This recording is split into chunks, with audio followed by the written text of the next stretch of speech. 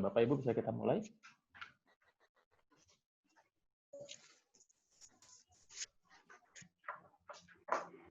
Silakan, Pak. Ya. Pak Haryanto, bisa kita mulai? Boleh, silakan. Baik. Bu Heri, bisa kita mulai?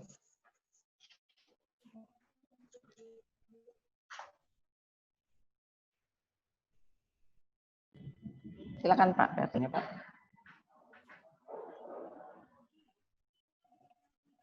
Pak Ali bisa cek suaranya sebentar, Pak.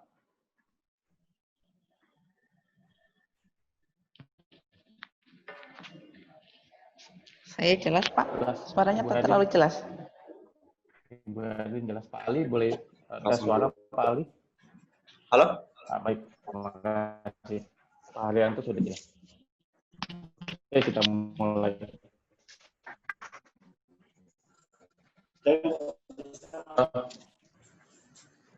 Oke, selamat datang dan juga para peserta webinar. Kami dari Refrigeration dan Aviasi Indonesia mengucapkan terima kasih atas waktunya dan juga antusiasnya untuk mengikuti webinar ini. Sebelumnya kami 100 orang peserta. Kita tahu bahwa dalam menghadapi masalah global yang terjadi akhir-akhir ini, yaitu pandemi COVID-19, pemerintah hari ini, Bu, saya ingin menceritakan sedikit background dari Ibu Herlin. Jadi Ibu Herlin sejak tahun 2016 sampai dengan sekarang aktif di ASRI Indonesia Chapter. Antara lain beliau pernah menjabat sebagai Presiden ASRI Indonesia Chapter, lalu pernah menjabat sebagai Board of Governor sampai sekarang, dan juga pernah menjabat sebagai General Chair ASRI Region di 23rd Chapter Region Conference. Lalu Ibu Herlin juga aktif di beberapa organisasi internasional, antara lain sebagai Refrigeration Technical Option Committee, lalu Technical dan Economic Assessment Panel dari Ozone Sekretariat UNED. Lalu 5 tahun terakhir ini beliau aktif sebagai konsultan di program development, terutama energi konservasi di bawah grup konsultan Jerman, yaitu HIT, Konigstein Germany, dan GFA Consulting Group. Betul, Ibu ya? Ya. Dan yang narasumber kita yang ketiga adalah Bapak Ali Rahman. Beliau adalah Ketua Umum Asosiasi Teknisi Refrigerasi dan Air Conditioner Nusantara, atau sering kita dengar dengan sebutan ACC. Selamat sore Pak Ali. Selamat sore Pak Ferdian, selamat Pak Haryanto, Ibu Herlin, apa kabar semuanya? Terima kasih Pak Ali untuk waktunya Pak. Oke, baik.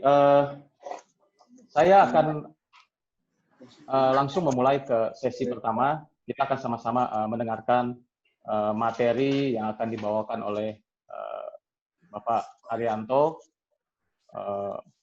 Untuk itu tempat dan waktu saya persilakan untuk Pak Haryanto.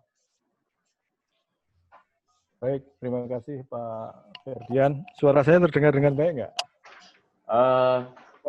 Cukup Pak. Coba kalau bisa lebih. Ya. Saya setting ulang.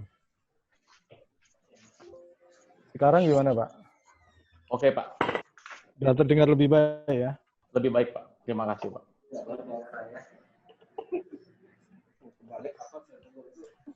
Baik, terima kasih Pak Ferdian. Saya izin bisa share screen, bisa dijadikan co-host Pak. Oh baik Pak, sebentar. Oh ya, sudah Pak. Bentar.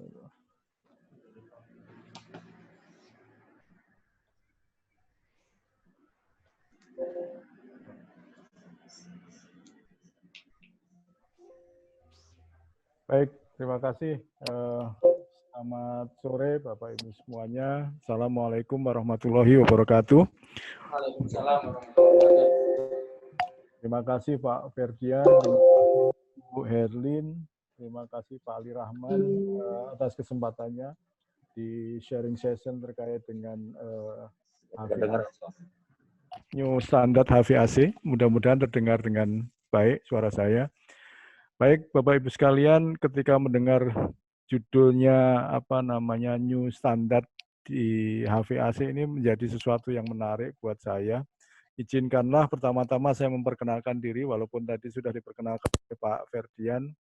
Waktu saya 20 menit atau 15 menit, Pak Ferdian? 20 menit, Pak. 20 menit, baik. Tolong nanti saya diingatkan kalau kebablasan, Pak. Baik, Pak. Siap, Baik, Pak. Bapak Ibu sekalian, izinkanlah saya memperkenalkan diri. Saya Haryanto, Direktur Konservasi Energi Kementerian Energi dan Sumber Daya Mineral.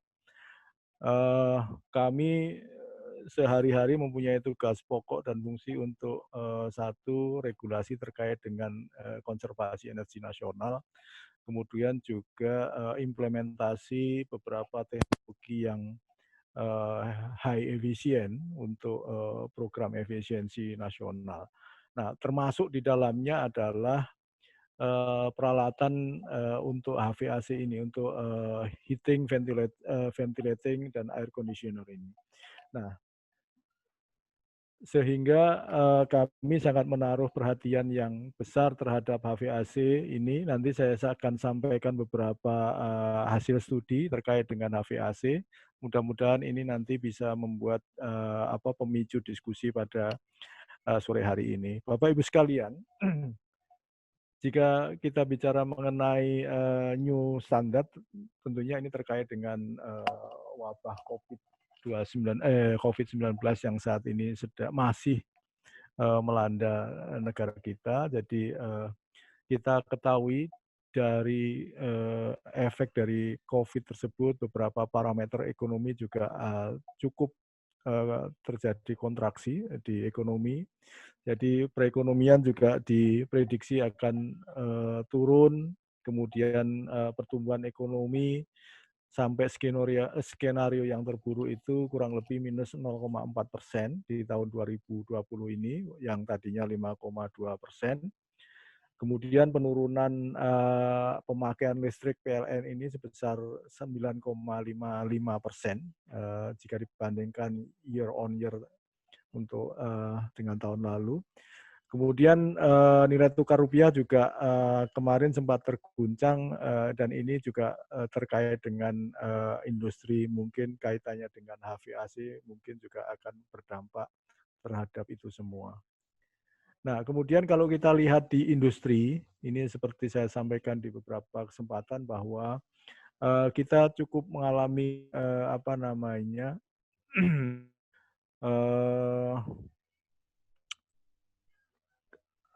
terdampak oleh karena COVID. Jadi indeks dari PMI, Purchasing Manager Index, kalau di industri ini dari 45,3 di Maret 2020 menjadi 27,5 di April 2020. Jadi sangat menurun. Jadi sehingga industri, apapun industrinya ini mungkin beberapa industri yang terkait dengan makanan dan minuman ada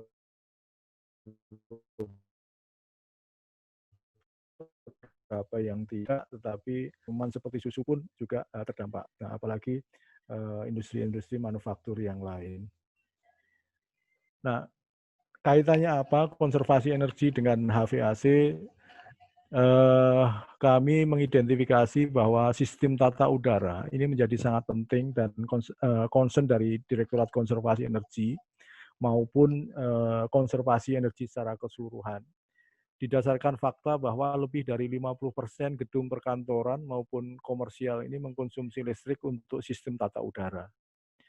Kemudian standar yang telah ditetapkan dari Kementerian SDM terkait dengan minimum energy performance standard. Ini untuk AC kecil, untuk AC split sampai 3 PK, dan SNI terkait dengan AC sentral. Ini bisa mengacu ke SNI 036390 tahun 2011 yang sekarang ini sedang kita revisi untuk mengupdate karena teknologi terus berevolusi, sehingga ini kita sesuaikan terkait dengan kinerja AC tersebut. Nah, ini beberapa data yang kita dapatkan tadi terkait dengan konsumsi di penggunaannya.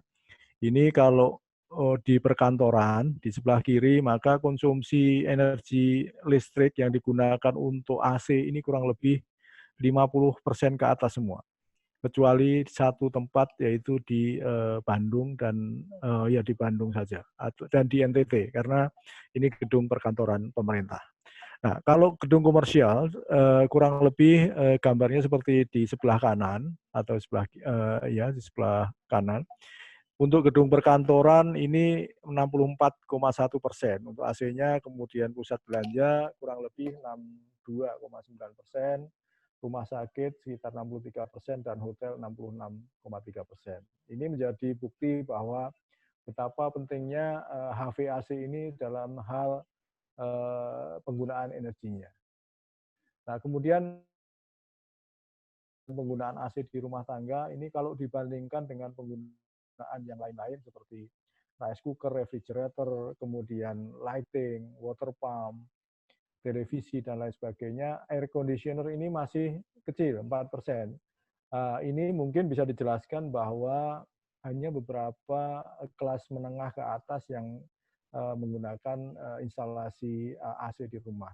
Namun demikian, data lain menyatakan bahwa ini kajian dari LBNL Amerika, Lawrence Berkeley National Laboratory, bahwa di tahun 2025 ini kalau kita proyeksi penggunaan energi dibandingkan dengan BAU, dan kalau kita menerapkan teknologi yang hemat energi, ini ada disparitas atau ada gap sekitar 10 gigawatt di tahun 2025. Nah, sebagian besar itu disebabkan oleh penggunaan AC. Kenapa AC berkontribusi cukup besar di situ? Karena satu, ini high growth untuk AC. Penjualan AC di Indonesia untuk yang kelas kecil, AC split kurang lebih 3,5 juta per tahun. Kemudian yang kedua, ini kenapa kontribusi AC besar? Ini karena penggunaannya cukup besar. Utamanya di sini dilihat bahwa di jam-jam sekitar di atas jam 8 malam ketika orang mulai akan tidur, itu menyalakan AC, maka peak-nya di situ. Kemudian teknologi di AC ini terus berkembang. Jadi AC yang dulu mungkin COP-nya maksimum 3,5-4, sekarang sudah bergeser. COP atau IR-nya sudah jauh lebih baik, sehingga ini teknologi ini yang berperan besar nanti terhadap capaian efisiensi energi nasional.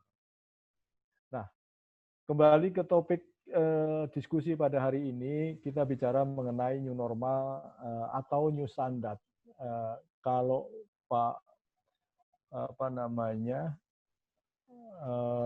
Bu Herlin nanti menyampaikan new standard, kita kenal secara luas sekarang ini didengungkan bahwa istilahnya new normal setelah beberapa saat kita mengalami wabah virus corona, maka sekarang new normal. Nah, tentunya new normal itu harus dibarengi dengan new standard. Nah, apa kaitannya dengan HVAC? Di sini saya sampaikan saya ingin menggarisbawahi ada 3 hal. Yang pertama adalah terkait dengan kinerja peralatan HVAC itu sendiri. Apakah itu performance, coefficient of performance-nya atau IR-nya dan lain sebagainya. Yang kedua adalah terkait dengan instalasi standar instalasinya. Ini terkait dengan fresh air, terkait dengan filter, kemudian air change hour-nya, dan lain-lainnya. Ini standarnya harus dibenahi. Kemudian yang ketiga adalah standar ruang ber-AC. Standar ruang ber-AC kita kategorikan bisa perkantoran, kemudian lingkungan kerja industri, dan rumah sakit. Nah, inilah yang mungkin perlu kita bahas terkait dengan new normal, dengan new standard tersebut. Nah, karena sekarang ini kalau kita lihat new normal ini apakah nanti sebaiknya dibarengi dengan new standard sehingga standar kesehatan itu tetap terjaga. Yang pertama yang kita perlu bahas adalah penyebaran COVID melalui media droplet aerosol. Jadi media AC di sini berkepentingan bagaimana kontribusinya atau kalau tidak diidentifikasi secara baik, tidak ditangani secara baik, maka akan berkontribusi terhadap penyebaran itu sendiri. Yang kedua, banyak sistem AC yang fresh air-nya minimum. Ini dibahas di beberapa kali webinar bahwa fresh air di masa pandemik ini sangat penting karena beberapa instalasi ini fresh air-nya minimum, bahkan tidak ada fresh air-nya, sehingga ini cukup menjadikan close sirkulasi dan akan berdampak tidak baik. Berikutnya adalah solusi fresh air pasca pandemik, apakah itu akan diperbesar, ada yang menawarkan dengan 100% fresh air dan lain sebagainya. Ini pakar-pakar pembicara yang nanti Bu Herlin sama Pak Ali yang akan menjelaskan bagaimana new standard atau new normal yang akan ditawarkan. Kemudian instalasi AC, kinerja sistem AC, standar kenyamanan dan kesehatan ruang ber-AC, dan efisiensi energi pasca pandemi. Tentunya semua modifikasi, semua implementasi untuk memperbaiki sistem maupun instalasi tersebut, kami berkepentingan melihat dari sudut efisiensi energinya, apakah dengan tambahan alat, modifikasi, retrofit, dan lain sebagainya ini berdampak terhadap peningkatan penggunaan energinya. Nah, kalau kita lihat di sini bahwa ukuran partikel virus daripada corona ataupun virus-virus yang lain ini di ring angka tersebut, sehingga ini penting terkait dengan instalasi di new normal atau di new standard nanti. Nah, ini saya mengutip beberapa yang disampaikan Pak Yuli dari ITB beberapa waktu yang lalu bahwa rekomendasi ASRE ini ada beberapa terkait dengan pandemik ini. Di antaranya adalah optimize airflow pattern, jadi airflow-nya dioptimalkan, kemudian arahnya juga, kemudian zone pressurization-nya juga diperhatikan, kemudian dilution ventilation dan lain sebagainya. Nah, ada beberapa yang dewasa akhir belakangan ini, saat-saat belakangan ini banyak ditawarkan bahwa banyak peralatan yang mampu untuk memfilter atau membersihkan udara ruangan. Beberapa teknologi diantaranya dengan UV, GI, ultraviolet base, kemudian ozonisasi, kemudian ionisasi udara, elektrostatik presipitator, disinfektan kimia, filter, dan lain sebagainya. Saya hanya ingin menggarisbawahi dari beberapa teknologi ini, tentunya kita harus membuat metrik apa yang harus kita prioritaskan ketika kita ingin memodifikasi dan memperbaiki sistem AC yang ada di instalasi di tempat kita. Nah, tentunya dari beberapa teknologi ini kita bisa compare terkait dengan cost-nya, efektivitasnya, kemudian jangan lupa terkait juga dengan penggunaan energinya. UV GI misalkan, jika kita compare dengan ESP, misalkan ESP sekarang saat ini sudah banyak digunakan untuk industri dan lain sebagainya, maupun di instalasi kesehatan. Mungkin kita bisa dibandingkan dengan ionisasi udara dan filtering. Nah, tetapi ketika kita membuat metrik, maka akan ketemu nanti dari sisi cost-nya, efektivitasnya, kemudian dari sisi apakah nanti pasca pandemi, kalau ini berjalan normal, energi consumption-nya juga akan signifikan peningkatannya atau tidak. Nah, ini perlu kita lihat lebih detail. Nah, sampai sekarang kita mengacu ke Kemenkes untuk yang perkantoran ini terkait dengan kesehatan, ya Bapak Ibu sekalian, ringnya memang cukup jauh. suhu dan kelembapan ini ringnya masih 18 sampai 28 derajat Celcius, kelembapannya 40 dan 60%. Kemudian pertukaran udaranya 0,283 meter kubik per menit per orang dengan laju ventilasi 0,15 sampai 0,25 meter per detik. Nah, ini semua sudah diatur di peraturan Kemenkes ini untuk area perkantoran. Tapi kami ini kan ringnya cukup lebar. Kami dari sisi konservasi energi punya ring tersendiri terkait dengan comfortable zone untuk ruangan-ruangan perkantoran maupun di tempat kerja. Nah, kalau di standar kesehatan di lingkungan kerja industri ini kurang lebih range-nya 18 sampai 30 derajat, kemudian kelembapannya 65 sampai 95 derajat Celcius. Pertukarannya udara seperti itu. Nah, saya hanya mau menyorotin di sini lingkungan kerja rumah sakit di ruang tindakan rawat inap ini kurang lebih ACH-nya ini 15 kali per jam untuk ruang inap. Kemudian ruang operasi ini ketika tidak digunakan 4 kali ACH-nya, kemudian saat digunakan untuk operasi 20 kali per jam. Nah, kalau kondisi perkantoran mungkin dipersyaratkan ini kalau nggak salah sekitar 6 ACH per jam. Nah, jangan sampai ketika kita mau overprotective, maka kita desain sepaling maksimal misalkan ruang operasi ketika kondisi berjalan menjadi normal atau new standard atau new normal tadi 20 kali ini cukup besar sehingga ini dari sisi konsumsi energinya juga cukup besar. Nah, bagaimana dengan standar konservasi energi?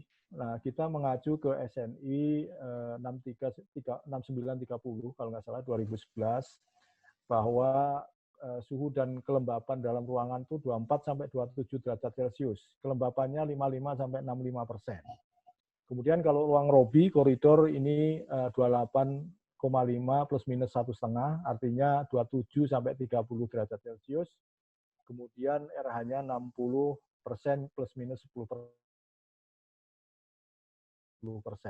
Nah, ini kita melihat dari sisi comfort zone. Jadi kalau di ruang koridor tidak perlu terlalu dingin, tetapi kalau di ruangan kerja range-nya kita atur sesuai dengan kondisi di tropical country.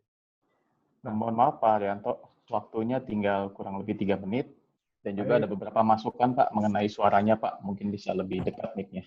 Oke, baik. Baik, mohon maaf, ini saya coba dekatkan mic-nya. Bapak Ibu sekalian, ini terkait dengan standar ruangan dari sisi konservasi energi mengacu ke SNI yang sudah kita keluarkan.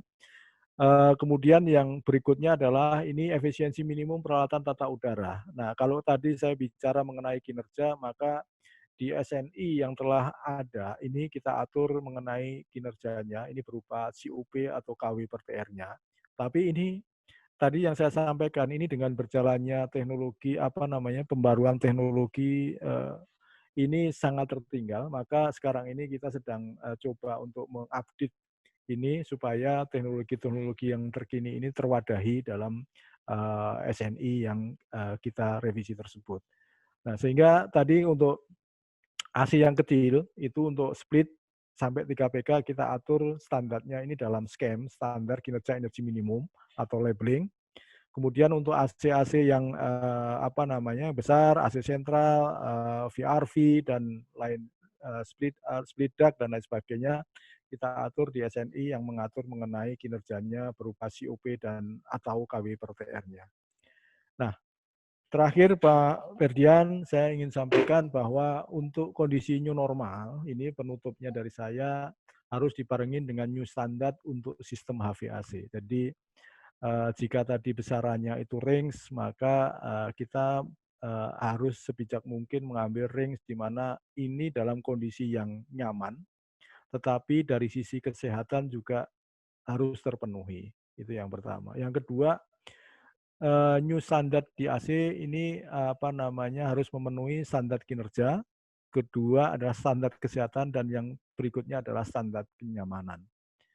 Nah, yang perlu saya garis bawahi di sini adalah melihat dari sistem yang ada saat ini, existing terutama, ini diperlukan beberapa modifikasi tambahan untuk menuju new standar normal, seperti misalkan penambahan pembersih udara ruangan yang efisien. Di sini saya garis bawahi pembersih udara ruangan yang efisien, sehingga nanti dari sisi kesehatannya kita dapat, dari sisi efisiensi kita juga dapat.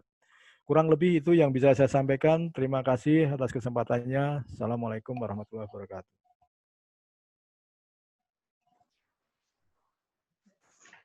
Baik, terima kasih Pak Haryanto untuk materi yang sudah diberikan. Sebelum kita lanjut ke sesi yang kedua oleh Ibu Herlin, kami menerima banyak masukan dan juga ada pertanyaan mengenai materi. Kami akan share, kami akan bagikan nanti via email. Nanti kami akan infokan lebih lanjut email kami untuk bisa menerima materi dari para pembicara. Terima kasih untuk masukannya dari rekan-rekan sekalian yang sudah aktif di chat room. Baik, sekarang kita lanjut ke sesi kedua, yaitu pemaparan oleh Ibu Herlin dengan judul Alternatif AVAC New Normal. Untuk waktu dan tempat, kami persilakan Ibu Herlin. Terima kasih Pak Ferdian. Assalamualaikum warahmatullahi wabarakatuh. Selamat siang Bapak Ibu sekalian yang baru bergabung. Screen-nya di-share oleh panitia ya Pak Ferdi? Iya. Ya. Pada kesempatan ini saya tidak akan berbicara banyak tentang teknologinya. Saya sebenarnya sama Pak Haryanto selama ini sering karena Pak Haryanto, baik Pak Haryanto maupun saya sering didaulat di beberapa webinar dan sering mengikuti beberapa webinar terkait HVAC setelah kita terkena wabah COVID ini. Kami agak stres juga gitu ya lihat banyak sekali aplikasi teknologi HVAC yang dilakukan oleh para praktisi yang tidak banyak memikirkan tentang konsumsi energi, sehingga tugas Pak Haryanto dan tugas kita semua di orang yang ingin menurunkan emisi CO2 di Indonesia ini akan jadi berat kalau semuanya tidak memperhatikan efisiensi energi di HVAC new normal ini. Jadi saya hanya ingin mengingatkan kepada halayak, kepada publik, baik penyedia teknologi maupun para user untuk bijaksana dalam memikirkan investasi alternatif menghadapi pasca COVID ini. Next.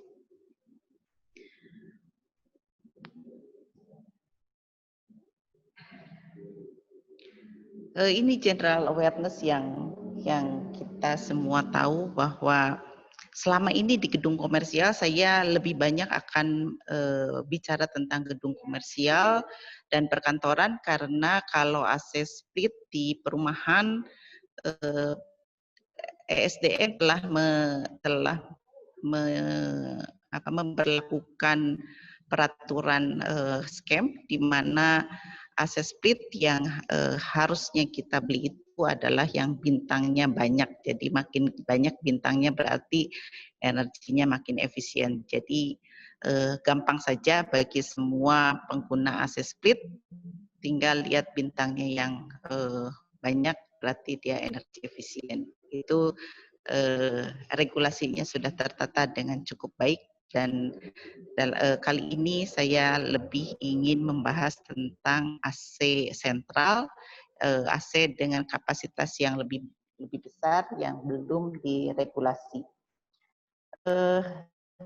Lalu kedua adalah wabah COVID itu memaksa kita untuk berpikir bagaimana gedung yang tadinya tidak memikirkan tentang indoor air quality dan sekarang kita harus memikirkan bahwa ternyata berbahaya, ya benar berbahaya kalau kita tidak memikirkan bagaimana menekan atau memfilter udara dengan baik. Selanjutnya juga dari pengalaman saya mendapatkan karena saya menjadi konsul di beberapa tempat, saya kabar banyak ditemukan pada saat WFH dicabut menjadi WFO. Ternyata setelah di rapid test kedapatan ada staf yang positif COVID, dan itu akan banyak mungkin terjadi di Indonesia karena tidak semua gedung akan melakukan rapid test atau swab test kepada stafnya atau pada pengunjung gedung tersebut. Maka bayangkan kalau kita tidak menyiapkan sistem tata udara atau apapun di dalam gedung itu untuk menyikapi new normal untuk kita, sebenarnya ini bukan new normal, nanti saya akan jelaskan. Maka yang dikhawatirkan adalah adanya wabah gelombang kedua, dan itu jangan sampai terjadi. Next.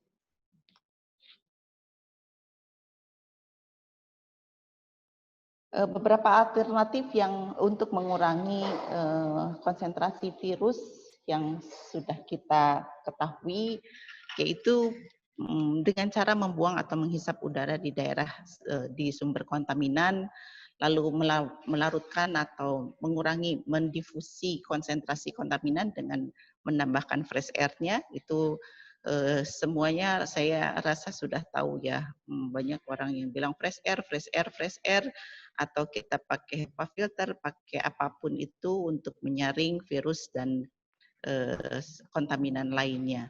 Lalu menyaring udara di ruangan dengan air purification di dalam ruangan langsung, itu juga sekarang sedang booming, banyak sekali teknologi air purification, banyak sekali teknologi filtrasi di AHU, banyak sekali teknologi desinfektasi.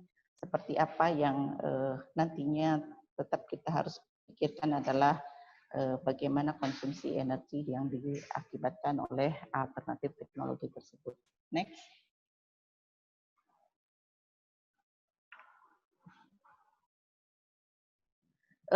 Perlu Bapak Ibu ketahui, sampai saat ini sebenarnya belum keluar standar untuk menangani. Belum ada orang yang mengeluarkan standar untuk menangani COVID. Yang ada hanya guidance. Ini saya copy langsung dari presentasi ASRE, bahwa ada disclaimer seperti ini. Guidance ini terutama untuk healthcare facility, untuk rumah sakit. ASRE belum mengeluarkan standar, tetapi Komite 170, komite standarnya membuat guidance. Jadi juknis kalau di kita ya. Jadi bukan standar tapi baru juknis. Itu juknis dengan melihat dari sifat-sifat penyebaran virus COVID. Jadi mohon semuanya untuk paham yang ada itu bukan standar tapi guidance untuk menangani penyebaran COVID-19 ini. Next.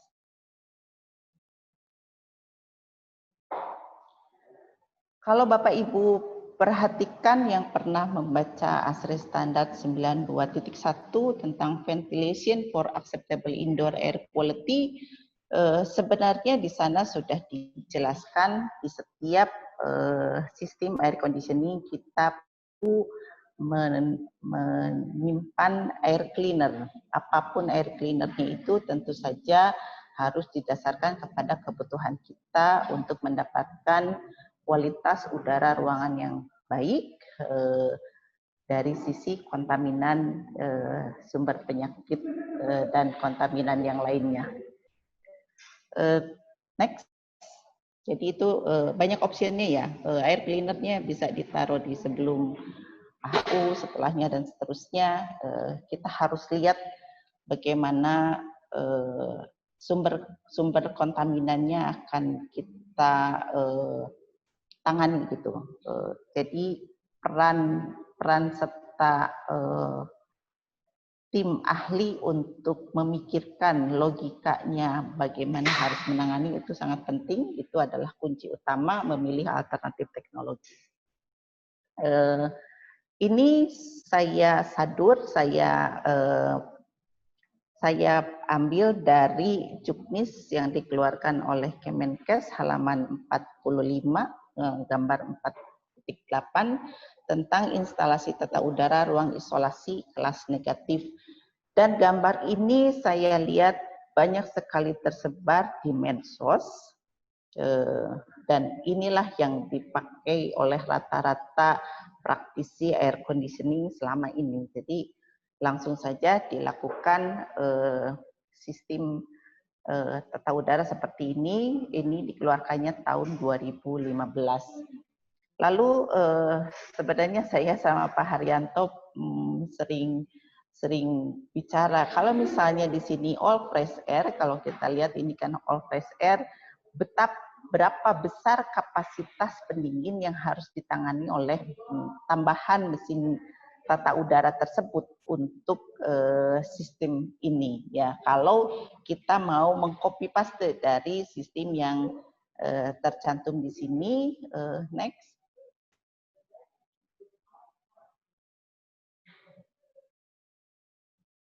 Nah, kalau sedikit saja kita mau berupaya sedikit saja, maka Bapak Ibu sekalian akan membantu Pak Haryanto dalam menekan konsumsi energi, yaitu caranya sama, sistemnya sama, tetapi udara yang akan kita keluarkan, udara exhaust kan itu udaranya masih dingin, masih 26 derajat Celcius. Itu dipakai untuk mendinginkan udara yang kita ambil atau fresh air yang kita ambil dari luar, sehingga kapasitas pendinginan dari udara fresh air itu dapat dibantu dengan signifikan. Jadi kalau bisa kita tidak menambah lagi koil pendingin, tetapi kita sudah menggunakan existing AC yang ada di ruangan itu, hanya menambah fresh air saja. Kalau kita mau menggunakan petunjuk teknis dari Kemenkes tersebut. Jadi tolong diperhatikan, pakailah heat pipe atau pakailah heat exchanger untuk heat recovery, untuk menggunakan udara dingin yang sebelum kita buang. Next. Jadi kalau saya sandingkan gambarnya seperti ini, gambarnya sama sekali sebenarnya tidak berubah, hanya saja yang tadinya fresh air melewati AHU dan melewati cooling coil dan seterusnya, kapasitas pendingin cooling coil dari chiller tambahan itu akan sangat berkurang jika kita menambah heat recovery di sana. Jadi saya sengaja sandingkan dua gambar itu, Bapak Ibu sekalian hanya menambah sedikit saja heat pipe atau heat exchanger di situ sebagai heat atau energy recovery. Jadi mohon kepada semua praktisi dan kepada semua penyedia teknologi, jangan biarkan user menggunakan all fresh air tanpa pre-cooling. Pre-coolingnya menggunakan return air dari ruangan ya, tapi melalui heat pipe gitu. Next.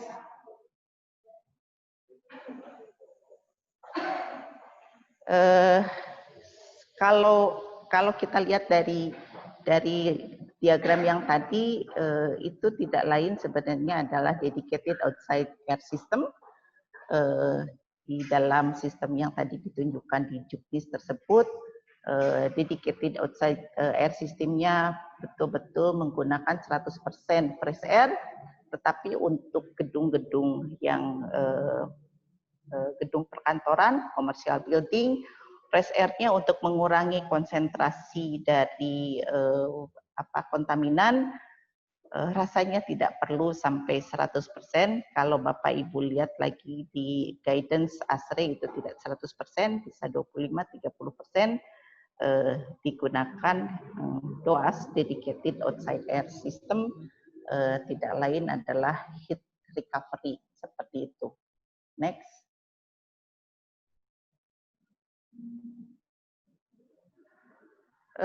Saya ingin mulai dari building yang sekarang ada rata-rata gedung perkantoran di Indonesia pada umumnya yang menjadi pemikiran saya dengan Pak Haryanto ya, karena rata-rata kita di gedung-gedung tersebut selama ini menggunakan parameter hanya temperatur dan RH.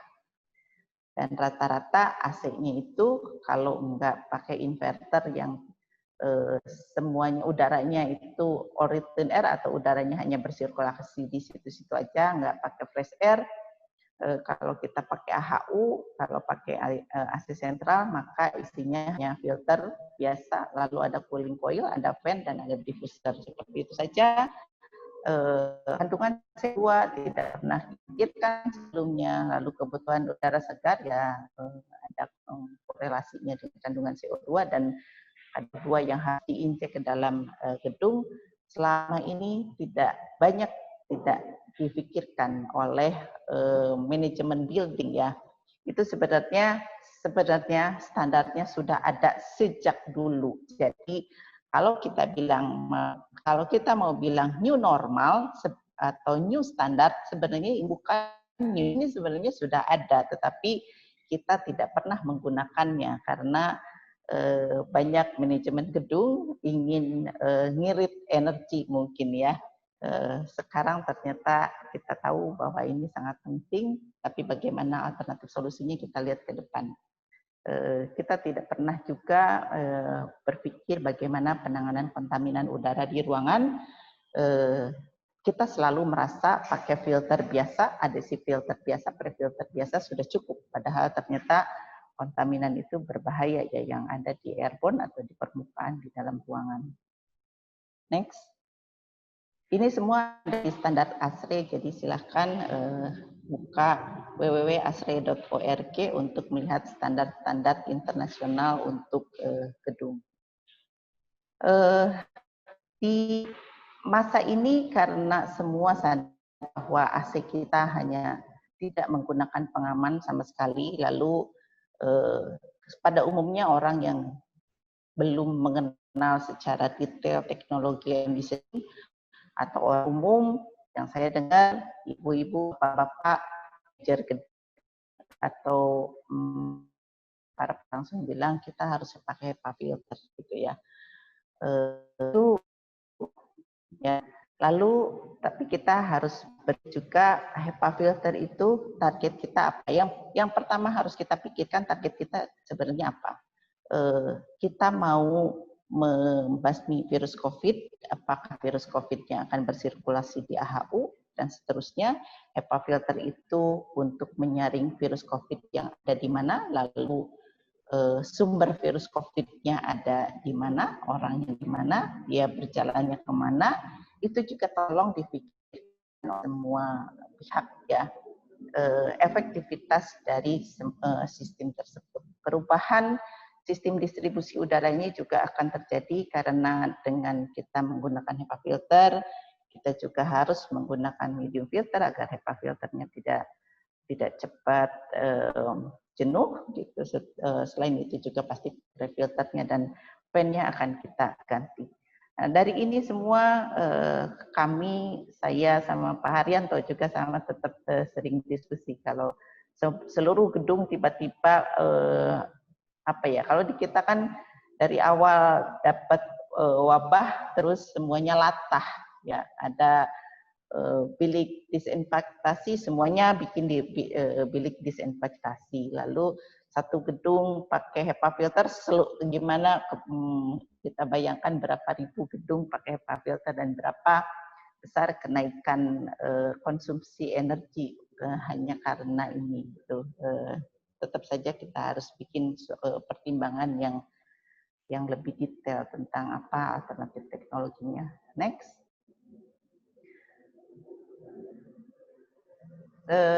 Banyak teknologi yang bilang oh HEPA filter itu tidak bisa membunuh virus COVID karena virus COVID itu terlalu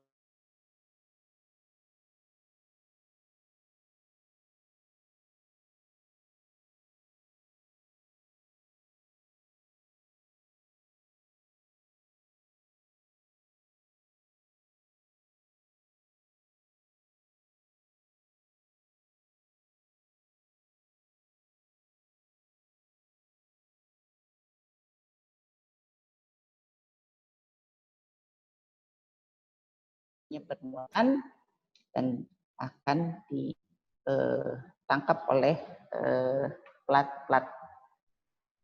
elektrostatik. Hilang gambarnya di saya. Oke. Next. Ini juga kita harus lihat ini efektif, betul efektif virus COVID-nya bisa tertangkap dan seterusnya. Sama saja efektivitas sistem, lalu perubahan di sistem distribusi udara, konsumsi energinya. Selain dari electrostatic filter, banyak juga orang akan menawarkan germicidal UV, sama saja germicidal UV kita lihat bagaimana konsumsi energinya, bagaimana dampaknya terhadap perubahan sistem distribusi udara, fan-nya dan seterusnya, efektivitas sistem dan seterusnya. Next. Ada juga photocatalytic oxidation yang bisa digunakan, yang ditawarkan juga sebagai teknologi alternatif lainnya, sama juga bagaimana kemampuan PCO itu membunuh virus, efektivitas sistemnya dan seterusnya. Jadi banyak sekali menu-menu yang ditawarkan oleh penyedia teknologi. Mohon diperhatikan bagaimana keseluruhannya dampaknya terhadap konsumsi energi dan kemampuannya terhadap membunuh virus. Next. Malah saya karena saya mendapatkan informasi dari berbagai penyedia teknologi, jadi yang tadi saya sampaikan itu saya rangkum dari berbagai pihak yang menawarkan alternatif solusi kepada saya.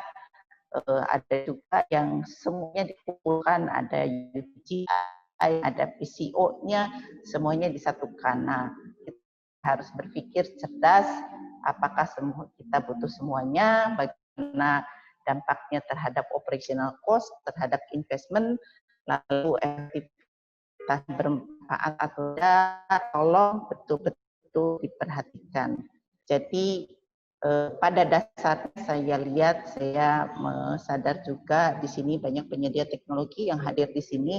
Semua brand mampu menyediakan menu apapun yang sudah disampaikan di pasar. Semua brand saya yakin mereka sanggup. Yang kita butuhkan adalah bagaimana kita secara cerdas memilih, secara cerdas memikirkan apa yang harus kita basmi, sebenarnya bagaimana caranya. Jadi kita yang paling penting itu adalah tahu secara detail karakter atau fungsi dari bangunan kita dan karakter pengunjungnya. Ya, antara mall, rumah sakit, gedung perkantoran, karakter penggunanya pasti beda.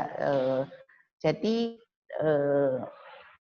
fokus penanganan virus atau fokus penanganan kontaminan mungkin berbeda ya. Jadi jangan sampai latah karena di rumah sakit pakainya negatif pressure, oh semuanya pengen negatif pressure gitu. Pasti tidak ya. Lalu misalnya ada satu gedung yang menggunakan teknologi A, semuanya gedung menggunakan teknologi A. Tolong dikaji kembali. Next. Mohon maaf Ibu, waktu tinggal 3 menit. Ya, setelah itu kita masuk ke sesi Q&A. Ya, jadi saya ini juga PR dari Pak Haryanto. Sebenarnya saya diminta Pak Haryanto membandingkan kalau kita pakai HEPA, kalau kita pakai 100% fresh air, lalu kalau 30% fresh air dibandingkan dengan existing. Dan saya tambahkan dibanding kalau kita pakai insulated room, seperti inilah electrical consumption-nya. Jadi kalau kita pakai full fresh air, luar biasa sangat besar ya, sampai sekitar 6-7 kali lipatnya dari existing system. Inilah yang akan menjadi beban Bapak Ibu sekalian kalau kita salah memilih suatu teknologi. Jadi tolong dipikirkan lagi. Next. Saya sebenarnya lamanya di perubahan ininya Pak Ferdi. Lalu nanti presentasinya bisa di-share, jadi Bapak Ibu sekalian bisa lihat dari rangkuman tim saya iseng-iseng membuat perbandingan energy consumption untuk ruangan 150 meter persegi dengan alternatif yang berbeda-beda. Inilah yang saya sama Pak Haryanto sering khawatirkan sebenarnya ya, tentang energy consumption. Bagi Bapak Ibu akan menjadi operational cost yang tinggi, bagi Pak Haryanto akan menjadi beban energy consumption, padahal Indonesia itu punya kewajiban terhadap perjanjian internasional untuk menurunkan emisi gas rumah kaca yang menjadi menjadi tanggung jawab semua warga dunia. Kira-kira seperti itu. Next. Jadi mohon kepada semua pihak, baik penyedia teknologi maupun yang akan berinvestasi, tetap bijak memilih sistem HVAC new normal. Membasmi virus dan bakteri bukan berarti mengorbankan konsumsi energi ya Bapak Ibu sekalian. Next. Saya rasa semua penyedia teknologi itu akan hadir di pameran HVAC tanggal 10 sampai 12 Desember. Kita bisa ketemu di sana. Lalu tadi Pak Haryanto sudah menyebutkan tentang revisi standar SNI untuk gedung dan bangunan konservasi energi. Di kegiatan di acara pameran itu juga kita akan bikin ASRE dengan EBTKE akan ada sosialisasi revisi SNI tersebut kalau insya Allah ya kalau itu bisa terjadi. Jadi Bapak Ibu sekalian juga bisa lihat apa saja yang sudah pemerintah pikirkan untuk konservasi energi terkait AC di gedung dan bangunan ini. Lalu di sana juga Bapak Ibu sekalian akan ketemu dengan kami ASRE Indonesia Chapter. Kami ada booth dan rencananya di booth tersebut kami akan menyediakan para dewa-dewa ASRE yang akan piket di sana memberikan asistensi kepada Bapak Ibu sekalian untuk memilih teknologi yang paling tepat tanpa berpihak kepada brand apapun. Bapak Ibu sekalian akan bertemu mungkin dengan Pak Dedi Rasid, bertemu dengan Pak Pinky, bertemu dengan Pak Rana Yusuf, dengan Pak Agus Sujadi, semua dewa-dewa pendingin, kecuali dengan saya karena saya bukan dewa, saya Dewi. Jadi Bapak Ibu sekalian akan ketemu dengan kami, silahkan berkonsultasi dengan kami gratis dan penyedia teknologinya ada di sana semuanya. Next. Sekian presentasi saya, mudah-mudahan ini bisa memberikan sedikit ide kepada Bapak Ibu sekalian untuk hati-hati berinvestasi, bijak dalam berinvestasi, tolong perhatikan energy consumption. Terima kasih. Assalamualaikum warahmatullahi wabarakatuh.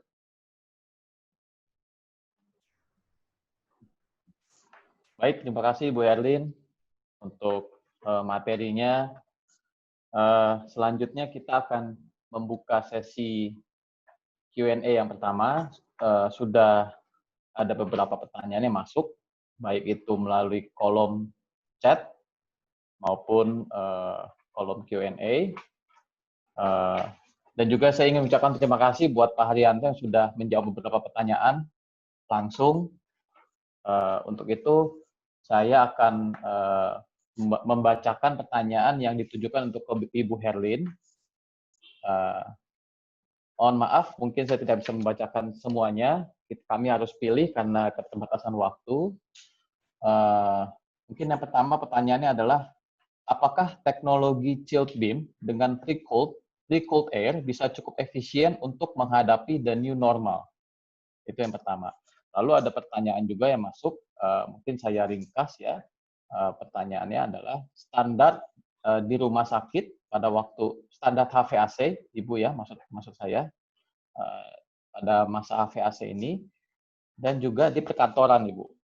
Mungkin dua pertanyaan itu, Bu, bisa Ibu Herlin bisa bersedia untuk menjawab.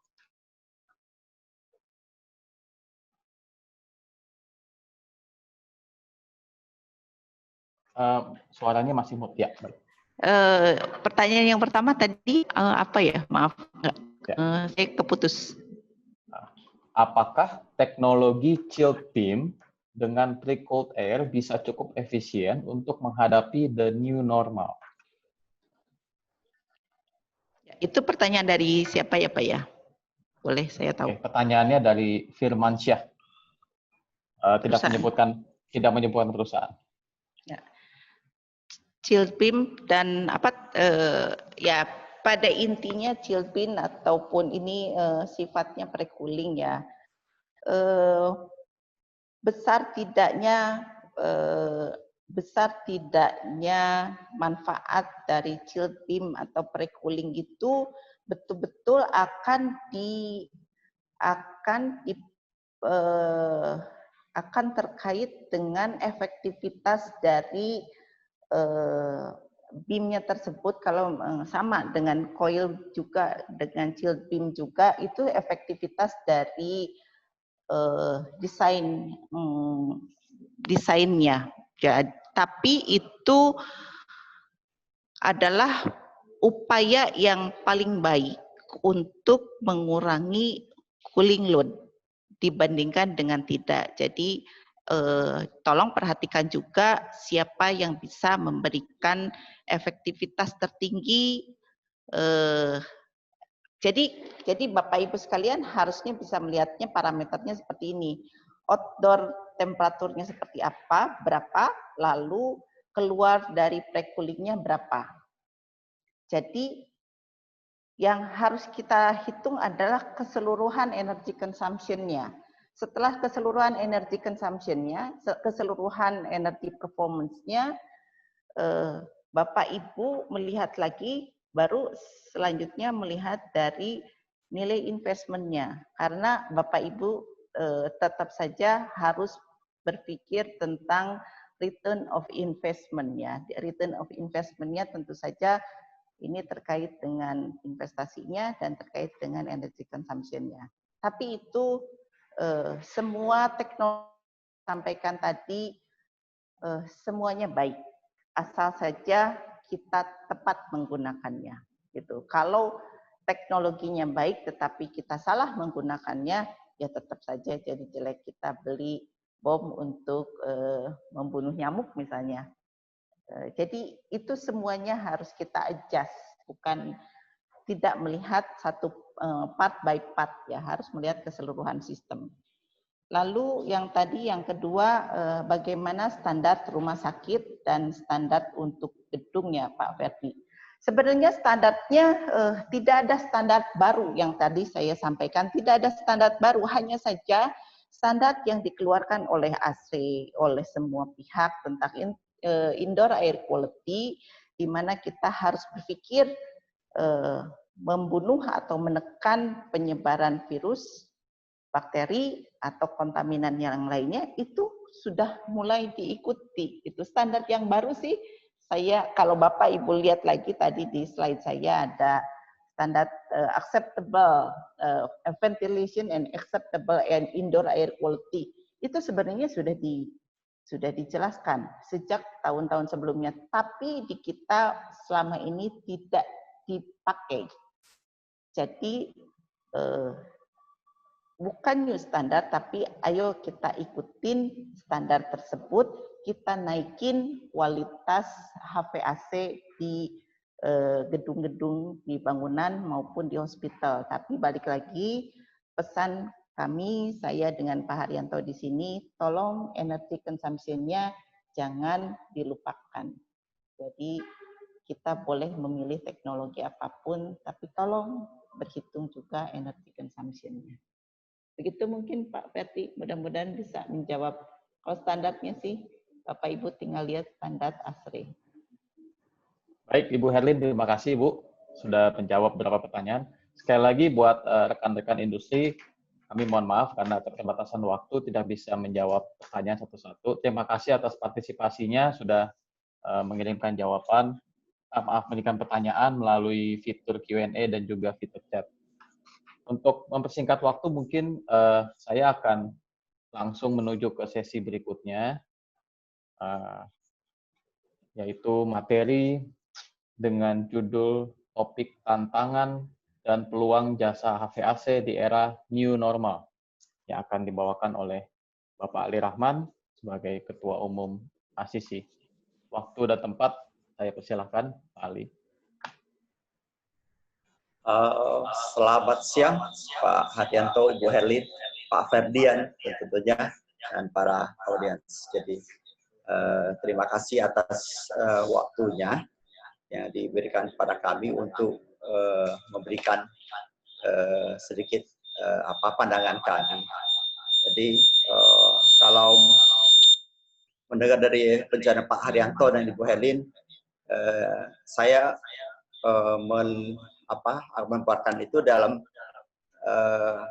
sedikit berbeda karena kan kita lebih bergerak di bidang jasa daripada HP AC ini.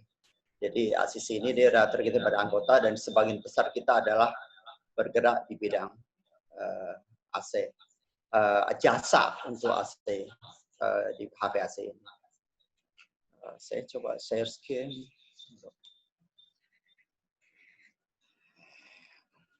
Mohon maaf, Pak Ali, suaranya agak double, mungkin bisa diatur yang speakernya ada yang double, Pak. Terima kasih. Oh gitu. Ntar dulu ya, saya mau coba screen dulu. Ini masih gaptek ini. Ambil file di sini gimana? Input.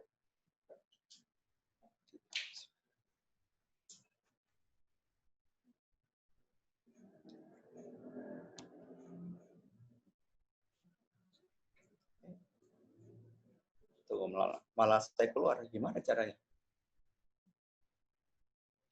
Mungkin bisa kita bantu, Pak. Hah? Mungkin bisa kita bantu. Bisa dibantu nggak? Baik, Pak. Mungkin bisa stop share dulu, Pak. Nanti kita bantu.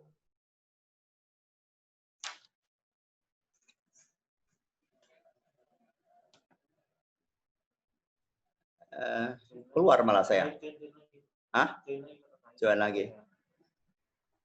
Baik, Pak. Kita bantu, Pak, ya. Sebentar. Oke. Baik, terima kasih Pak Ferdian. Jadi yang kita mau sampaikan sini adalah mengenai institusi jasa di bidang HVAC ini. Tentunya untuk peralatan HVAC ini dibutuhkan para teknisi, ada jasa untuk melakukan instalasi maupun servicing atau maintenance daripada alat ini. Ya, ini yang sebenarnya adalah menjadi keseharian kita para anggota ASISI. Jadi fokus daripada pembicaraan hari ini yang saya akan sampaikan ya, terutama di sektor jasa. Next.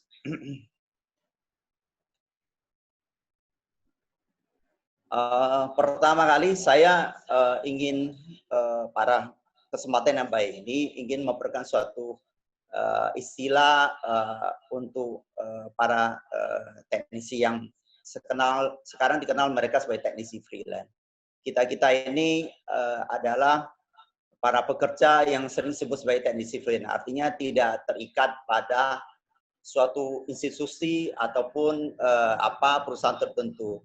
Nah, mereka ada teknisi yang terikat oleh institusi maupun sedangkan para anggota ASISI ini kita adalah sering sebenarnya teknisi freelance.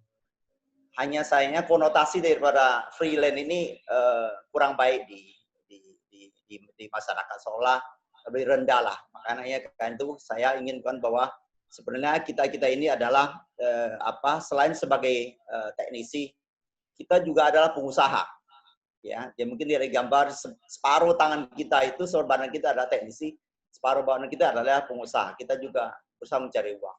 Nah, karena itu saya ingin memperkenalkan bahwa kita ini adalah one CC, ya mungkin sebut dengan usahawan, teknisi irigasi, atau mungkin ada yang mau katakan sebagai begawan, ya mungkin waktu itu terlalu fantastis gitu ya. Tapi mungkin usahawan, teknisi refrigerasi yang mungkin yang ini. Artinya kita ini adalah para selain teknisi adalah pengusaha. Jadi, ini yang yang saya ingin sampaikan pada rekan bahwa kita ini sama seperti pada institusi, tetapi juga adalah bahwa kita adalah pengusaha.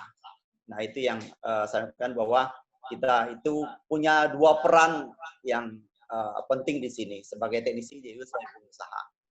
Next.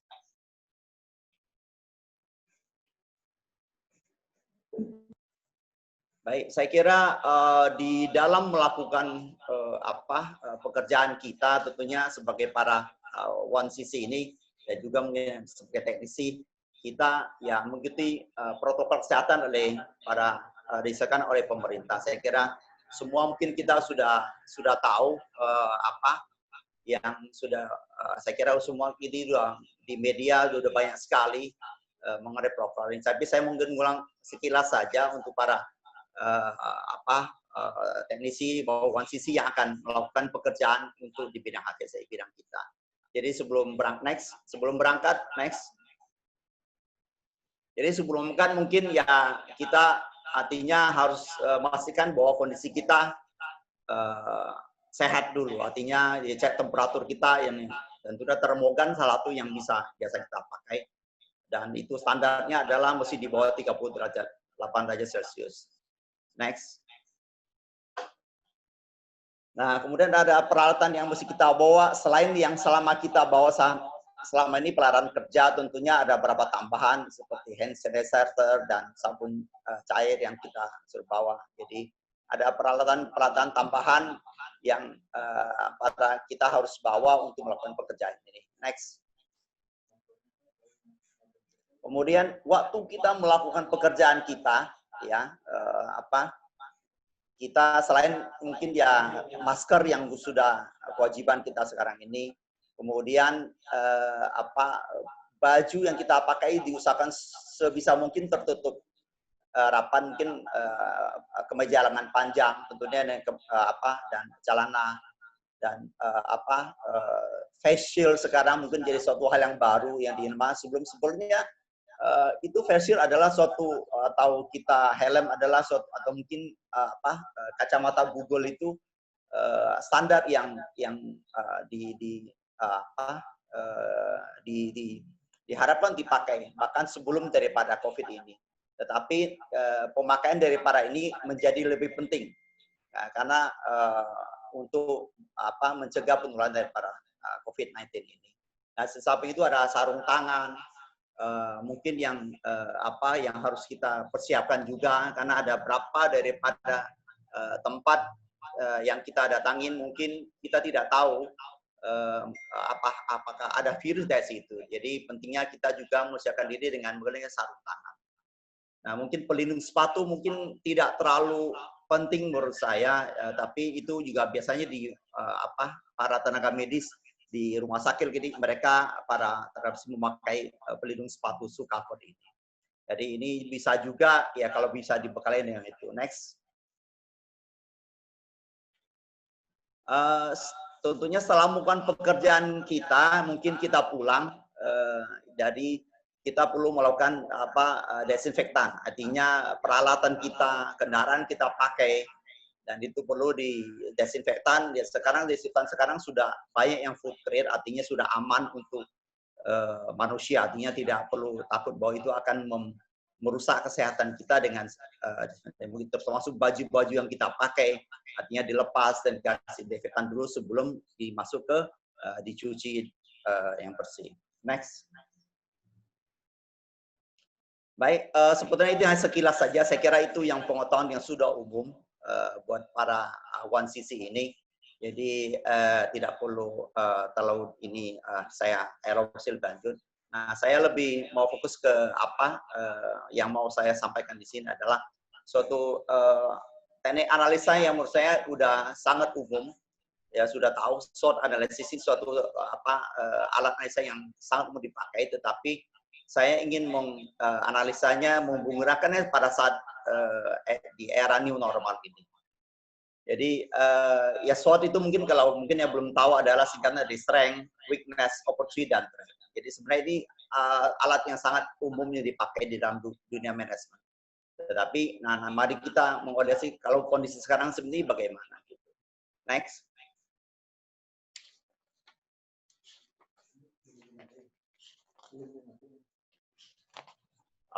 Pertama adalah strength. Jadi saya ingin pada One CC ini kita mengenal bahwa kita ini punya kekuatan kita yang sudah teruji. Para One CC ini sebagian besar daripada kita ini adalah para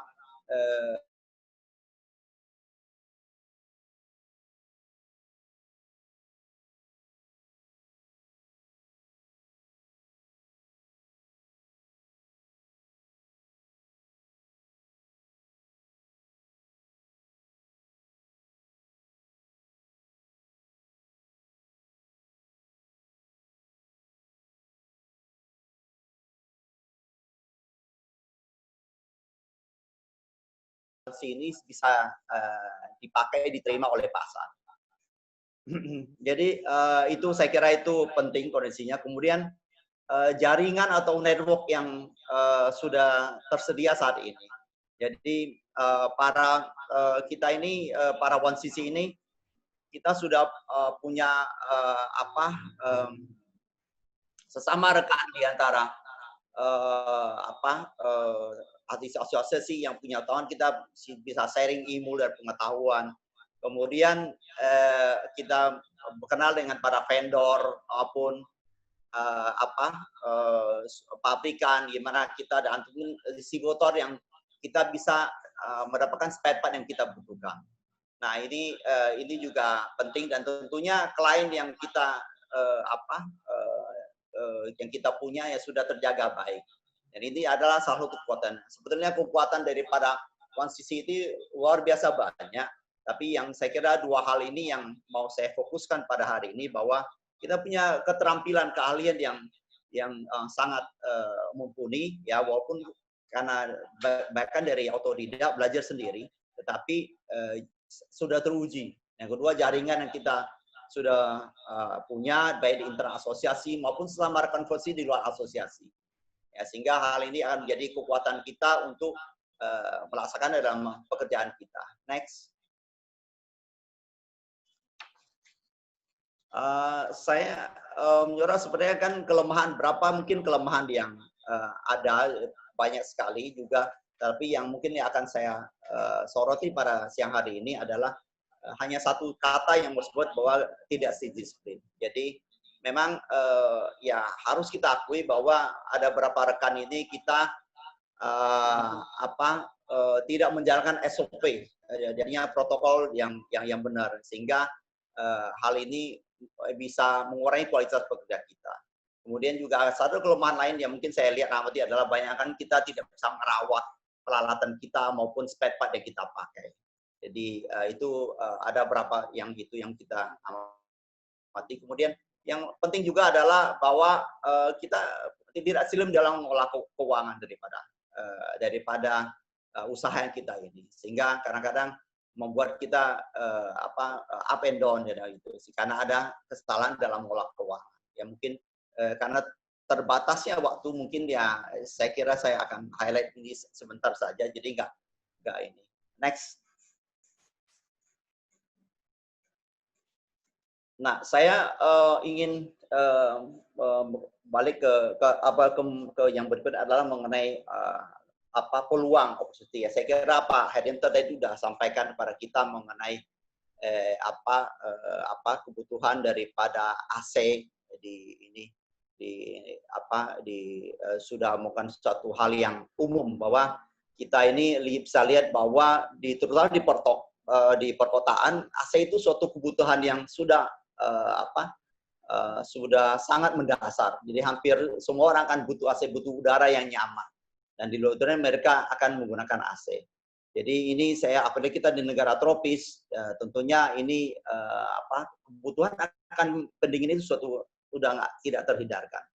Nah, kedua yang saya kira mungkin kita udah dengar bahwa pemerintah akan meluncurkan suatu stimulus ekonomi di masa new normal ini, ya, yang luar biasa banyak, dan kita sebagai para One CC juga mesti nangkep bahwa stimulus ekonomi pasti akan merempet juga ke bidang HVC.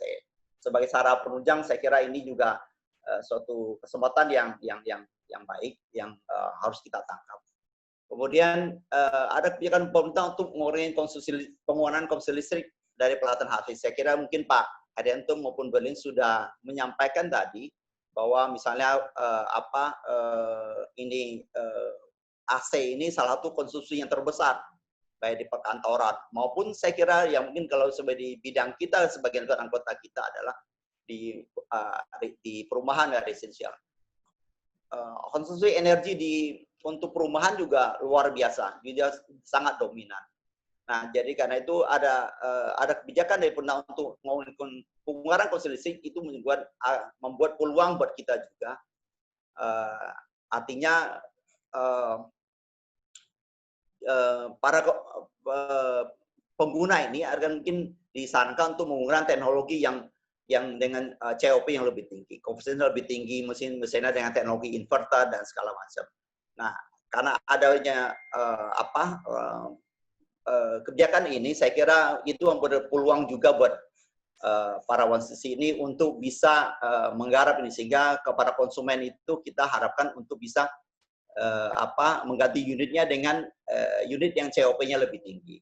Nah, mungkin saya mau sampaikan juga sebenarnya beredar di masyarakat saat ini pada umumnya mereka mencari unit atau AC yang listriknya rendah. Saya mau cari AC yang listriknya wattnya kecil.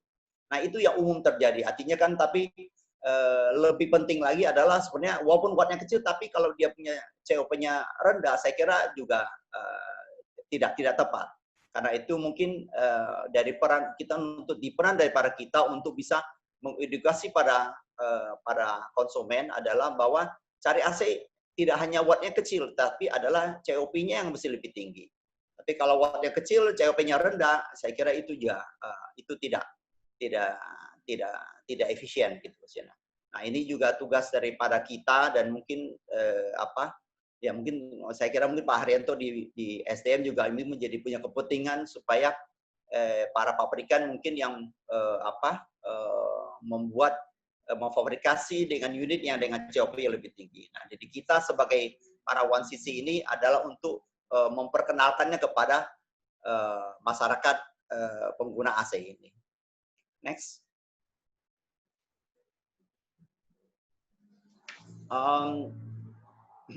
Nah, itu hal lain yang perlu mau saya sorot adalah terkait juga dengan penghematan listrik. Saya kira mungkin di Pak Haryanto maupun Berlin tadi sudah menyoroti, tapi mungkin di unit yang besar. Nah, saya kira juga ini di unit kecil juga mempunyai peran yang sangat penting. Ya, kelihatannya memang listriknya kecil. Mungkin katakanlah kalau kita berasumsi 1 PK yang di AC di rumah itu cuma sekitar 800 watt.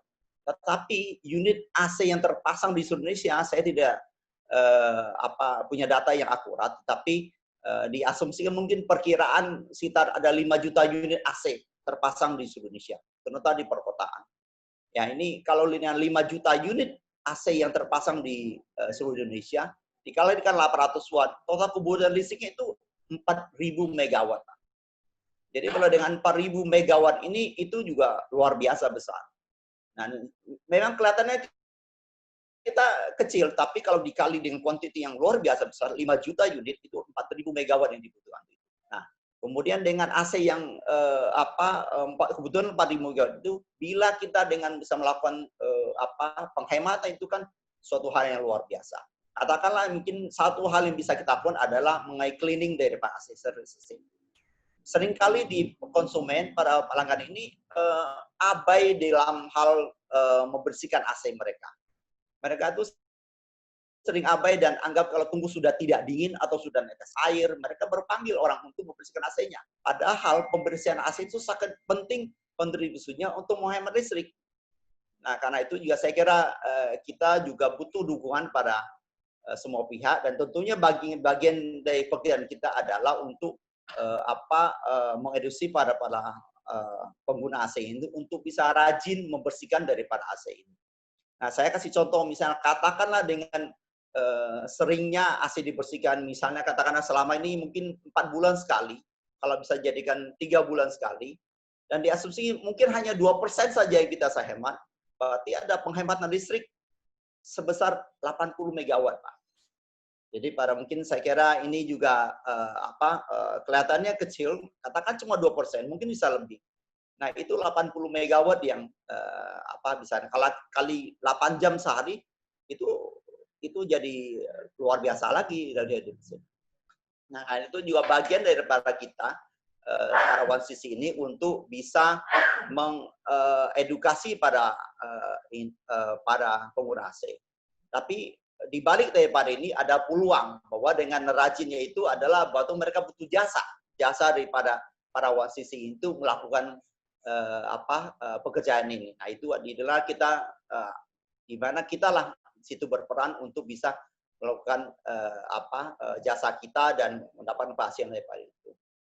Nah, yang berikutnya adalah seperti disampaikan juga bahwa karena ada COVID-19 ini memang ada kekhawatiran pada pengguna saya itu penyebaran virus itu karena pemakaian AC, karena ruangan tertutup sehingga penyebaran virus itu terjadi dalamnya. Nah, itu saya kira ini juga satu peluang buat para OneCC ini karena khawatirnya sehingga kita bisa merekomendasikan pada para pengguna AC ini untuk menggunakan AC tidak hanya pendingin tapi juga yang lebih bersih. Artinya mungkin bersih dengan pengkainnya ada filter dan segala macam. Ya, memang di unit yang kecil kelihatannya itu sebenarnya sudah ada sebelumnya dan hanya mungkin karena faktor harga banyak para konsumen tidak memilih fitur yang ada pembersih udaranya. Nah, itu juga fungsi daripada kita untuk bisa mengedukasi para pengguna AC. Kalau memang mau lebih bersih ya mungkin ya pilihlah unit AC yang dengan punya fitur pembersih udara gitu. Selain daripada fungsi sebagai pendingin. Next. Mohon maaf Pak, waktu tinggal 2 menit lagi Pak. Terima kasih. Oh ya. Itu kemudian ada kebijakan dari pemerintah untuk work from home. Ya, saya kira ini juga sekarang pun masih berlaku bahwa itu hanya 5% saja daripada ini. 50% saja yang masuk dan akibatnya mereka sebagian kerja dari rumah. Kalau mereka kerja rumah pasti kebutuhan akan pendingin itu akan lebih lebih dari kuantitas maupun kualitas akan lebih. Mungkin sekarang paling 8 jam selama ini hanya waktu tidur, sekarang mungkin agak lebih banyak. Saya kira tersedatnya itu ya itulah mungkin tidak karena waktu. Oke, next.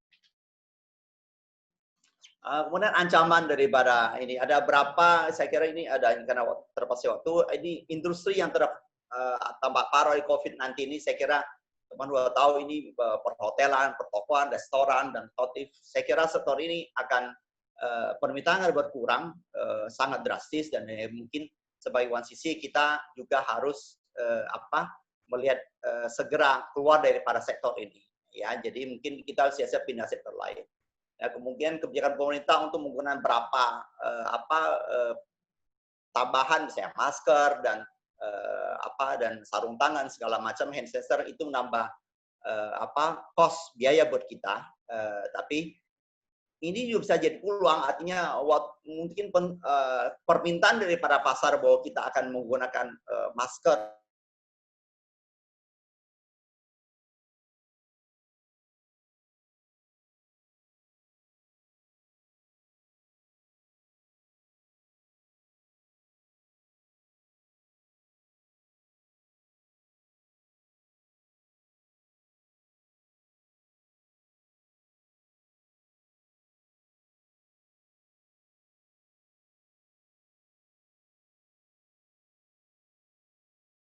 dari itu juga satu tantangan buat kita, tapi melihat karakter daripada masyarakat kita saya kira kecil, kemudian mereka ada mungkin hanya sebagian kecil yang akan melakukannya sendiri, walaupun mungkin itu satu hal yang next. Next. Nah, sebelumnya balik ke sebelumnya. Nah, itu kemudian adanya PHK. Saya kira kita tahu karena COVID-19 ini dampak ke industri, banyak kan para perusahaan melakukan PHK pada para pekerja mereka. Nah, kalau dengan ini salah satu terus terang aja industri jasa ini terus terang barrier to entry-nya rendah, sehingga ada kemungkinan mereka yang terdampak oleh PHK itu adalah akan berpindah mencari penghasilan di tempat lain. Yang tempat lain salah satunya mungkin ya di jasa di bidang HVC ini, karena kan barrier to entry-nya rendah. Nah, saya mungkin ini juga suatu buat para yang sudah ada di dalam ini adalah suatu ancaman akan nambah persaingan. Tapi kalau buat kita juga itu fine-fine aja sebetulnya sih, bukan artinya kita kalau ego kita mungkin adalah bahwa itu akan menambah persaingan kita. Tetapi juga ini suatu adalah kesempatan juga bagi kita, terutama di asosiasi kita ingin juga merangkul teman-teman yang terdampak dari para PHK ini, silakan bergabung dengan kita. Mungkin kita akan mengajarkan bagaimana jadi one CC yang bisa survive gitu. Oke, jadilah tidak mungkin terutama mereka yang dasarnya sudah teknisi untuk menjadi pengusaha, malah bergabung dengan kita dan kita mungkin bisa memberikan sharing dari para pengalaman kita untuk bisa survive. Jadi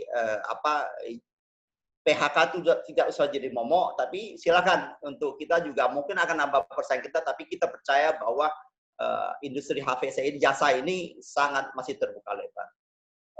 Yang lainnya mungkin karena waktu, saya kira mungkin dengan bara import baru, saya kira itu hal yang mungkin ya karena terus terang unit HVC kita sebenarnya masih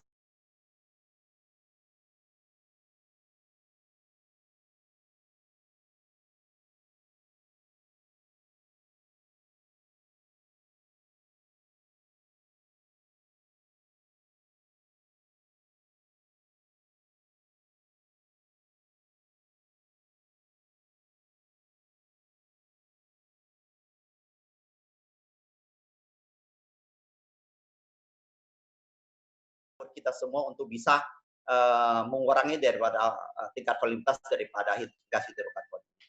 Yang lainnya saya kira mungkin tidak terlalu banyak itu yang saya ingin sampaikan. Mungkin saya kira itu cukup saya karena dengan waktu cukup dari saya sekian. Sekian, terima kasih. Baik Pak Ali, terima kasih Pak Ali atas materi yang sudah disampaikan. Rekan-rekan sekalian, karena waktu yang sudah mendekati akhir, untuk sesi berikutnya saya akan langsung ke closing remarks. Saya akan memberikan kesempatan kepada para narasumber untuk memberikan kata-kata penutup atau closing remarks. Untuk yang pertama, saya akan memberikan kesempatan kepada Ibu Herlin. Silakan Ibu.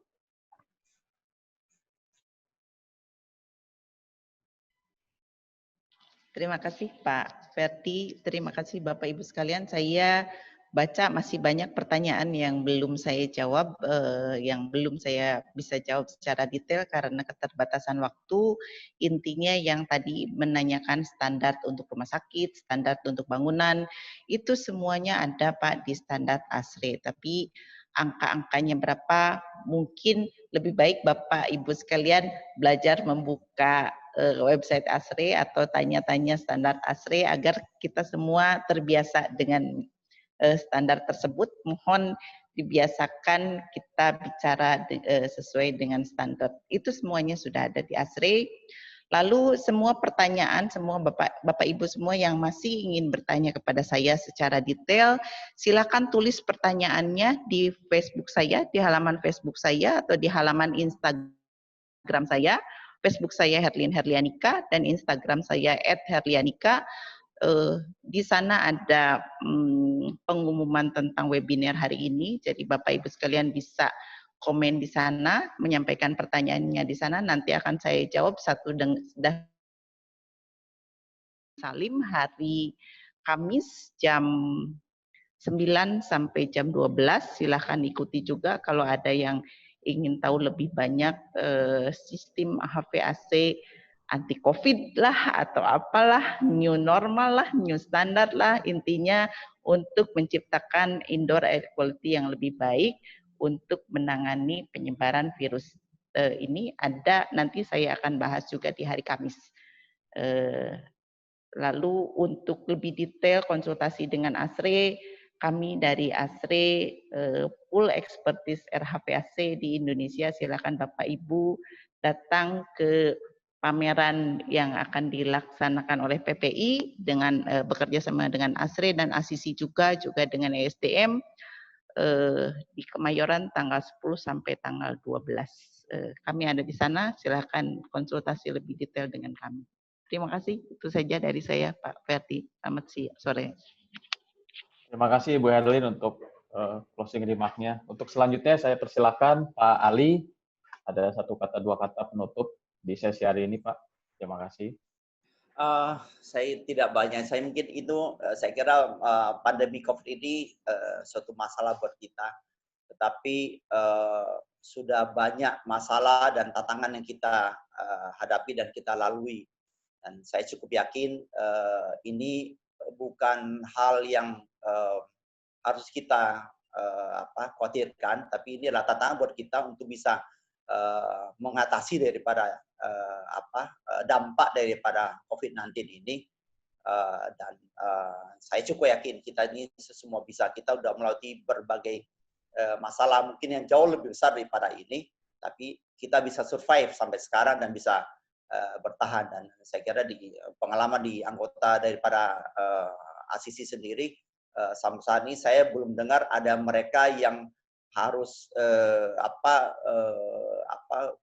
mengalami kesulitan yang luar biasa. Memang ada beberapa anggota yang sedikit mengalami kesulitan, tapi karena kita tergabung dalam suatu asosiasi sehingga kita saling membantu dan semua bisa survive dengan baik. Sama malah mungkin ada berapa yang malah meningkat gitu Mas. Artinya kan saya percaya mungkin ini kita bisa lalui dengan pandemi ini dengan baik, dengan kerjasama semua pihak, tentunya dengan mematuhi protokol kesehatan yang diwajibkan oleh atau sekarang oleh pemerintah, sehingga kita bisa melalui masa-masa ini dengan baik. Saya kira mungkin itu aja. Salam dingin untuk semuanya. Terima kasih Pak Ali untuk closing remark-nya. Dan yang terakhir, saya akan persilakan Bapak Haryanto untuk memberikan closing remarks di sore hari ini. Terima kasih Pak. Baik, terima kasih Bapak Ibu semuanya. Saya ingin menyampaikan sepatah dua kata untuk closing remark saya. Yang pertama, tadi sampaikan bahwa new standard ini sebetulnya menimbulkan harapan bagi standar yang lebih baik untuk sistem HVAC, yaitu standar kinerja, standar kesehatan, dan standar kenyamanan. Kemudian tadi disampaikan oleh Pak Ali dari ASISI bahwa untuk awareness dalam hal efisiensi energi di AC, kami sangat terbuka dengan berbagai pihak untuk terus mengumandangkan bagaimana penggunaan AC yang efisien ini. Karena pendekatan pemerintah adalah kita menstandarkan dari peralatannya, yaitu alatnya yang hemat energi dan sistem. Jadi kalau sistem misalkan gedung yang menggunakan AC, maka sistemnya yang kita standar, sehingga nanti secara keseluruhan juga akan didapatkan yang efisien. Kemudian yang terakhir terkait dengan era post mungkin pandemik COVID-19 ini, saya hanya ingin menghimbau atau memberikan penekanan bahwa beberapa peralatan yang mungkin banyak beredar di pasaran mungkin perlu ditinjau ulang efektivitasnya. Jadi misalkan peralatan ini dan itu dan lain sebagainya, maka kita sebagai pengguna itu penting untuk selektif terkait dengan kinerjanya. Dan terakhir, saya menangkap apa yang disampaikan oleh Pak Ali tadi, bahwa kita lokal konten daripada sistem AC itu perlu kembangkan. Bu Herlin juga sudah tahu bahwa manakala kita sudah mengidentifikasi bahwa komponen yang paling penting dalam AC itu adalah kompresor bisa dikembangkan, ini kita membuka peluang bagaimana kita bisa mengembangkan komponen yang sangat penting tersebut di sistem AC. Tentunya ini perlu kerjasama semua pihak dan pemerintah sangat support ini dan mari kita realisasikan bersama supaya kita menjadi tuan rumah di negara sendiri. Sekian, terima kasih. Terima kasih Pak Arianto untuk closing remarks-nya. Bapak Ibu para narasumber sekalian, kita sudah memasuki akhir dari webinar. Namun sebelum kita mengakhiri, kami dari RHVAS Indonesia ingin memberikan apresiasi, terima kasih atas waktu dan juga materi dan juga banyak informasi yang diberikan untuk kita semua pada sore hari ini. Untuk itu, kami akan memberikan tanda terima kasih dalam bentuk secara virtual karena keadaan. Yang pertama, kami akan memberikan tanda terima kasih, sertifikat terima kasih kepada Bapak Haryanto.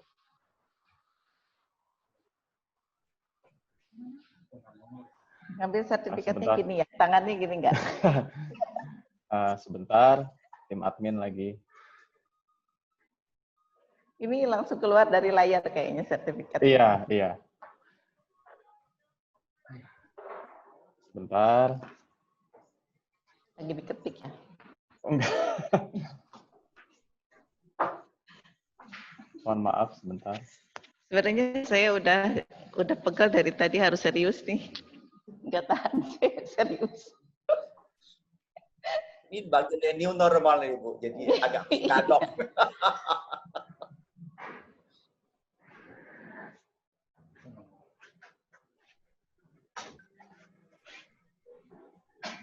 Sebentar.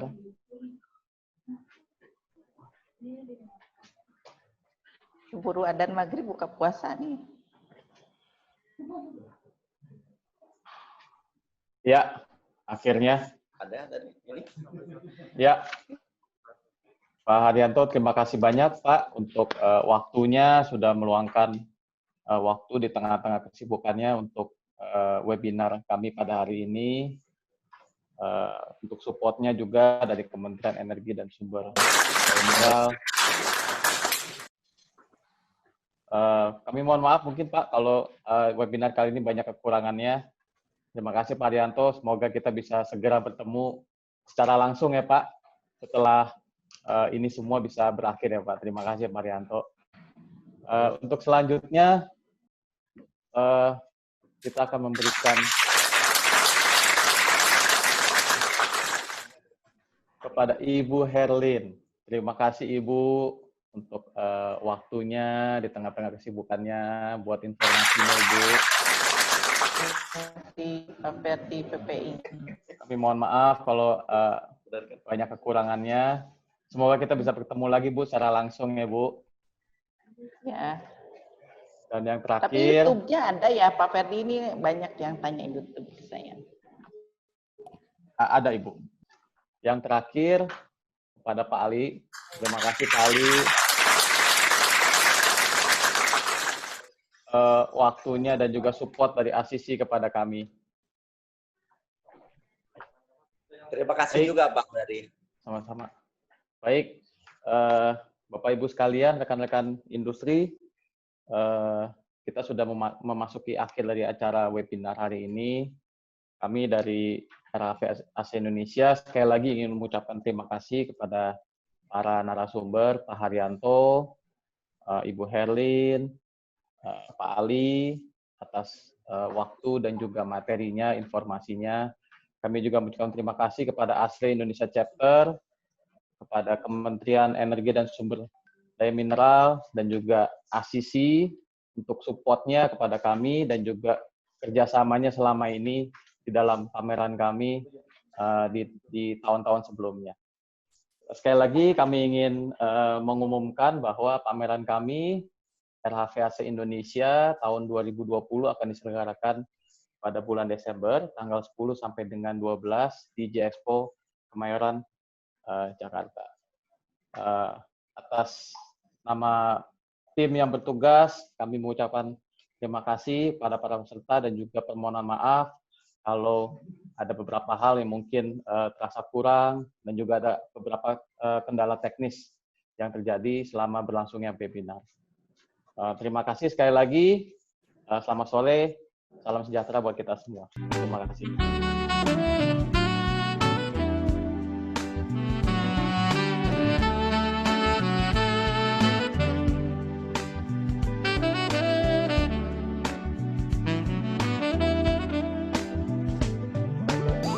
Ali, terima kasih Pak Ali.